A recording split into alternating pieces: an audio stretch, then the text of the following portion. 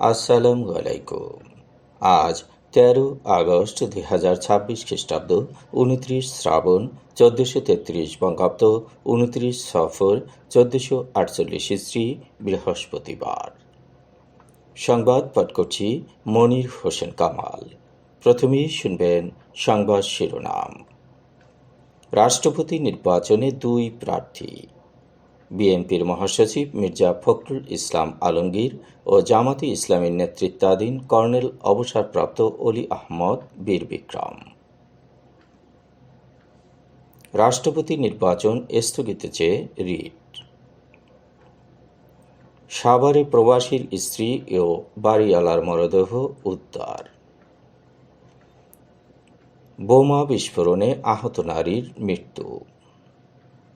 তালতলীতে গৃহবধূ অন্তঃসত্ত্বা, যুবক কারাগারে।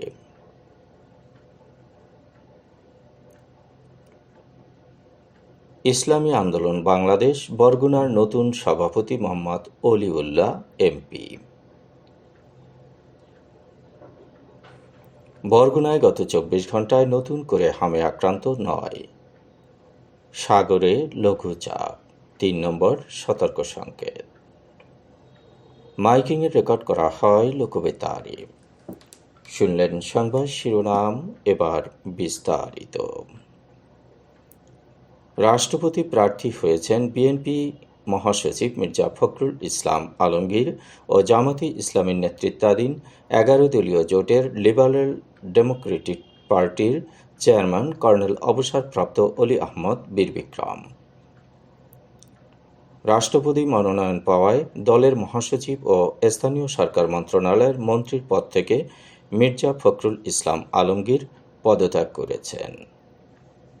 উভয় প্রার্থীর মনোনয়ন বৈধ হলে প্রায় 35 বছর পর প্রতিদ্বন্দ্বিতাপূর্ণ প্রেসিডেন্ট নির্বাচন হবে। নির্বাচন কমিশনের তফসিল অনুযায়ী 16 আগস্ট মনোনয়নপত্র যাচাই বাছাই এবং 18 আগস্ট প্রার্থিতা প্রত্যাহারের শেষ দিন।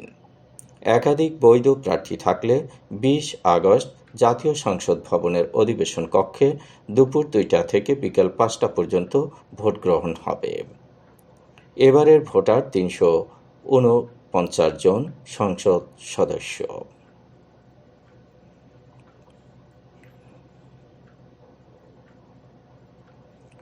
সংবিধানের 70 অনুচ্ছেদের বৈধতা চ্যালেঞ্জ করে হাইকোর্টে একটি রিট মামলা হয়েছে, যেখানে আগামী 20 আগস্টের রাষ্ট্রপতি নির্বাচন স্থগিত চাওয়া হয়েছে। আইনজীবী ইউনুস আলী আকন্দ এই রিট করেছেন। সংবিধানের 70 অনুচ্ছেদ কেন অবৈধ ঘোষণা করা হবে না এবং রাষ্ট্রপতি নির্বাচন কেন অবৈধ ঘোষণা ও স্থগিত করা হবে না সে বিষয়ে রুল চাওয়া হয়েছে আবেদনে। সেখানে আইন সচিব ও মন্ত্রিপরিষদ সচিবকে বিবাদী করা হয়েছে। জাতীয় সংসদে কোনো সদস্য নিজের দলের বিপক্ষে ভোট দিতে পারবেন না, এই সুযোগ সংবিধানের 70 অনুচ্ছেদে আটকে আছে। সাভারের আশুলিয়ায় প্রবাসীর স্ত্রীকে কুপিয়ে হত্যার পর বাড়িওয়ালা ও কথিত প্রেমিক নজরুল ইসলাম নিজ গলায় ফাঁস দিয়ে আত্মহত্যা করেছেন। গতকাল আশুলিয়া ইউনিয়নের শ্রীখণ্ডিয়া এলাকায় নজরুল ইসলামের বাড়ি থেকে 2 জনের মরদেহ উদ্ধার করা হয়। নিহতরা হচ্ছেন আশুলিয়ার শ্রীখণ্ডিয়া এলাকার মাদানী মণ্ডলের ছেলে নজরুল ইসলাম এবং মৃত জামাল মোল্লার মেয়ে রেখা আক্তার। একই ঘরের ভেতর দরজায় খিল আটকানো অবস্থায় রেখা আক্তারের ছুরিকাঘাতে নিহত মরদেহ এবং নজরুল ইসলামের গলায় রশি পেঁচানো মরদেহ পাওয়া যায়। নিহত রেখা আক্তারের স্বামী প্রবাসে থাকায় বাড়িওয়ালা নজরুল ইসলামের সঙ্গে তার সম্পর্ক গড়ে উঠেছিল। বরিশালের বাকেরগঞ্জে বোমা বিস্ফোরণে আহত নারী হাসপাতালে চিকিৎসাধীন অবস্থায় মারা গেছেন। নিহত হনুপা বেগম দুদল মৌ গ্রামের বাসিন্দা মৃত শাহ আলম হাওলাদারের স্ত্রী। বুধবার সন্ধ্যা 6:30টার দিকে ঢাকার জাতীয় বার্ন ও প্লাস্টিক সার্জারি ইনস্টিটিউটে চিকিৎসাধীন অবস্থায় হনুপা বেগম মারা গেছেন। 3 আগস্ট সকালে হনুপা বেগম তার মেয়ে ইতি ও নাতি ফাহিম হাঁটতে বের হয়েছিল। তখন তারা ঘরের পাশে 3টি চিপসের প্যাকেট একটি রশি দিয়ে বাঁধা অবস্থায় দেখতে পান। এর নিচে আরেকটি নতুন বাজারের ব্যাগ ছিল, সেটি চিপসের সঙ্গে রশি দিয়ে বাঁধা ছিল। বিষয়টি দেখতে যাওয়ার সময় ইতি ইটের সঙ্গে আঘাত পেয়ে রশিতে টান মারেন। তখন হঠাৎ করেই ওই স্থানে বিস্ফোরণ ঘটে। এতে 3 জনের শরীরে আগুন লেগে যায়। 3 জনকেই ঢাকা জাতীয় বার্ন ও প্লাস্টিক সার্জারি ইনস্টিটিউটে পাঠানো হয়। এ ঘটনায় হনুপা বেগমের ছেলে জামাল হাওলাদার বাদী হয়ে অজ্ঞাতদের আসামি করে বিস্ফোরক আইনে একটি মামলা করেছেন। হনুপা মারা যাওয়ার পরে আরেকটি মামলা হবে বলে জানা গেছে।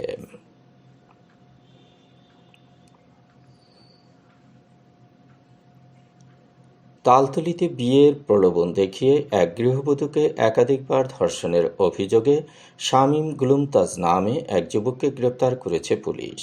ভুক্তভোগী নারী বর্তমানে 5 থেকে 6 মাসের অন্তঃসত্ত্বা বলে মামলার এজাহারে উল্লেখ করা হয়েছে। বুধবার ভুক্তভোগী নারী তালতলী থানায় লিখিত অভিযোগ দেন। অভিযোগের ভিত্তিতে শামীমকে গ্রেপ্তার করে পুলিশ। তিনি উপজেলার ছোটবগী ইউনিয়নের মৌপাড়া এলাকার বাসিন্দা। মামলার এজাহার সূত্রে জানা যায়, ভুক্তভোগী নারীর স্বামী কাজের প্রয়োজনে দীর্ঘদিন ধরে ঢাকায় অবস্থান করছেন। এ সুযোগে প্রতিবেশী শামীম তাকে বিভিন্ন সময় অনৈতিক প্রস্তাব দিতেন বলে অভিযোগ করা হয়েছে। 23 মার্চ রাতে ওই নারী বাড়িতে একা থাকার সুযোগে শামীম ঘরে ঢুকে ভয় দেখিয়ে তাকে ধর্ষণ করে বলে এজাহারে উল্লেখ করা হয়। পরে বিয়ের প্রলোভন দেখিয়ে একাধিকবার তার সঙ্গে শারীরিক সম্পর্ক স্থাপন করেন বলেও অভিযোগ করা হয়েছে। এক পর্যায়ে ওই নারী অন্তঃসত্ত্বা হয়ে পড়লে অভিযুক্তকে বিয়ের জন্য চাপ দেয়। তবে শামীম বিয়েতে অস্বীকৃতি জানায় এবং গর্ভের সন্তান তার নয় বলে দাবি করেছেন। তালতলী থানার ওসি মোহাম্মদ সাইদুল ইসলাম জানিয়েছেন,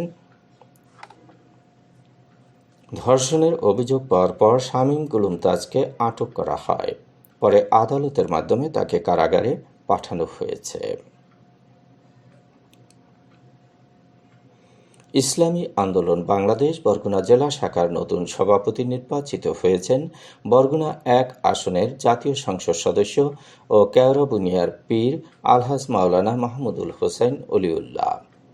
গতকাল বিকেল 3টায় বরগুনা জেলা শিল্পকলা একাডেমি মিলনায়তনে ইসলামী আন্দোলন বাংলাদেশ বরগুনা জেলা শাখার দ্বিবার্ষিক সম্মেলন অনুষ্ঠিত হয়। সম্মেলনে প্রধান অতিথি ছিলেন ইসলামী আন্দোলন বাংলাদেশের মহাসচিব মাওলানা গাজী আতাউর রহমান। বিশেষ অতিথি ছিলেন বরগুনা 1 আসনের জাতীয় সংসদ সদস্য মাওলানা মাহমুদুল হোসেন অলিউল্লাহ এবং সংগঠনের বরিশাল বিভাগীয় কেন্দ্রীয় সাংগঠনিক সম্পাদক উপাধ্যক্ষ মাওলানা সিরাজুল ইসলাম। নতুন কমিটিতে সহ সভাপতি হয়েছেন মাওলানা আব্দুস শাকুর ও মাওলানা জালাল উদ্দিন কারিমি। সাধারণ সম্পাদক হয়েছেন মাওলানা রেজাউল করিম আকন। এছাড়া সদ্য সাবেক সভাপতি মুফতি মিজানুর রহমান কাশিমিকে প্রধান উপদেষ্টা এবং আলহাজ মাওলানা আব্দুল কাদের পীর সাহেব বাওয়ালকর ও আলহাজ দেলোয়ার হোসেনকে উপদেষ্টা করা হয়েছে। বরগুনায় গত 24 ঘণ্টায় নতুন করে হামে আক্রান্ত হয়েছে 9 জন। চলতি বছরে হামে আক্রান্ত রোগীর সংখ্যা 1313 জন। নিশ্চিত হাম রোগী শনাক্ত হয়েছে 77 জন। সুস্থ হয়ে বাড়ি ফিরেছে 1236 জন। এখন পর্যন্ত মারা গেছে 9 জন।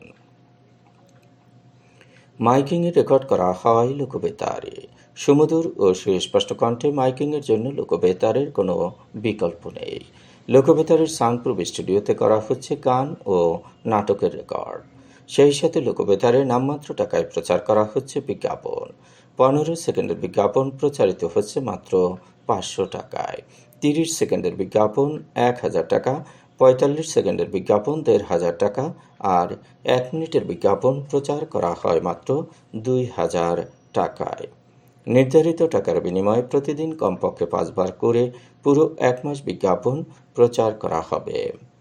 মাইকিং ও বিজ্ঞাপনের জন্য যোগাযোগ করবেন 01755566644 নম্বরে। এবারে শুনবেন আবহাওয়ার খবর। উত্তর বঙ্গোপসাগর ও তৎসংলগ্ন পশ্চিমবঙ্গ বাংলাদেশ উপকূলে অবস্থানরত লঘুচাপটি উত্তর পশ্চিম দিকে অগ্রসর ও ঘনীভূত হয়ে সুস্পষ্ট লঘুচাপ হিসেবে পশ্চিমবঙ্গ বাংলাদেশ উপকূল এবং তৎসংলগ্ন উত্তর পশ্চিম বঙ্গোপসাগরে অবস্থান করছে। এটি উত্তর পশ্চিম দিকে সরে গিয়ে আরও ঘনীভূত হতে পারে। মৌসুমী বায়ুর অক্ষের বর্ধিত অংশ রাজস্থান, মধ্যপ্রদেশ, উত্তরপ্রদেশ, বিহার, গাঙ্গেয় পশ্চিমবঙ্গ, লঘুচাপের কেন্দ্রস্থল ও বাংলাদেশের দক্ষিণাঞ্চল হয়ে আসাম পর্যন্ত বিস্তৃত রয়েছে। মৌসুমী বায়ু বাংলাদেশের উপর মোটামুটি সক্রিয় এবং উত্তর বঙ্গোপসাগরে প্রবল অবস্থায় রয়েছে। খুলনা, বরিশাল ও চট্টগ্রাম বিভাগের অনেক জায়গায় এবং রংপুর, রাজশাহী, ঢাকা, ময়মনসিংহ ও সিলেট বিভাগের কিছু কিছু জায়গায় অস্থায়ীভাবে দমকা হাওয়া সহ হালকা থেকে মাঝারি ধরনের বৃষ্টি অথবা বজ্রসহ বৃষ্টি হতে পারে। সেই সাথে দেশের কোথাও কোথাও মাঝারি ধরনের ভারী থেকে অতি ভারী বর্ষণ হতে পারে। চট্টগ্রাম, কক্সবাজার, মোংলা ও পায়রা সমুদ্র বন্দরকে ৩ নম্বর স্থানীয় সতর্ক সংকেত দেখাতে বলা হয়েছে। উত্তর বঙ্গোপসাগরে অবস্থানরত মাছ ধরার নৌকা ও ট্রলারগুলোকে পরবর্তী নির্দেশ না দেওয়া পর্যন্ত উপকূলের কাছাকাছি এসে সাবধানে চলাচল করতে বলা হয়েছে। সারা দেশে দিন ও রাতের তাপমাত্রা একরকমই থাকতে পারে। আজ দেশের সর্বোচ্চ তাপমাত্রা ছিল সৈয়দপুরে ৩৬.৫ ডিগ্রি সেলসিয়াস এবং সর্বনিম্ন তাপমাত্রা ছিল বান্দরবানে ২৪.২ ডিগ্রি সেলসিয়াস। বরগুনার সর্বোচ্চ তাপমাত্রা ৩১.৪ ডিগ্রি সেলসিয়াস, সর্বনিম্ন ২৭ ডিগ্রি সেলসিয়াস। আগামীকাল সূর্যোদয় হবে ভোর ৫টা ৩৩ মিনিটে। সংবাদ শেষ করার আগে শিরোনামগুলো আবার পড়ছি।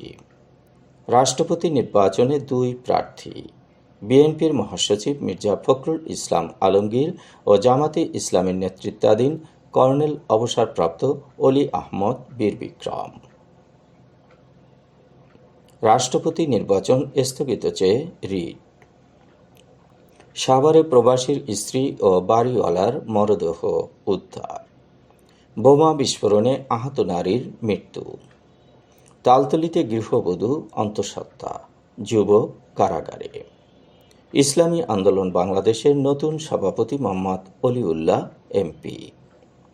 বরগুনায় গত ২৪ ঘণ্টায় নতুন করে হামে আক্রান্ত ৯।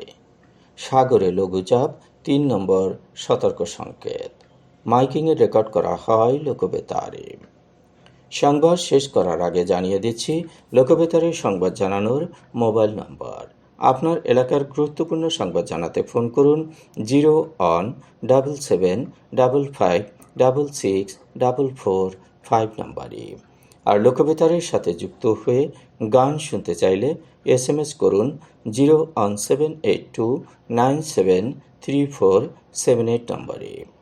মোবাইল করবেন 0-on95943854 নম্বরে। বিশ্বের সব জায়গা থেকেই শুনতে পারবেন লোকবেতার। লোকবেতার FM.org ওয়েবসাইটের মাধ্যমে শুনুন সরাসরি অনুষ্ঠান। সংবাদ পাঠ এখানেই শেষ করছি।